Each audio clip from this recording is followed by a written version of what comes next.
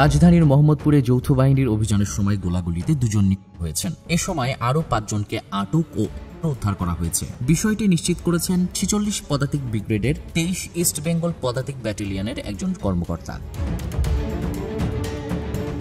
রাজধানীর মোহাম্মদপুরের বসিলায় 40 ফিট এলাকায় যৌথ বাহিনীর অভিযানে 2 জন নিহত হবার খবর পাওয়া গেছে। বুধবার দিবাগত রাত 1টার দিকে এই ঘটনা ঘটে। মোহাম্মদপুর থানার ওয়্যারলেস অপারেটর আব্দুর রব নিউজ ফ্ল্যাশ 71-কে জানান, 2 জন হবার খবর পেয়ে ঘটনাস্থলে পুলিশ পাঠানো হয়েছে।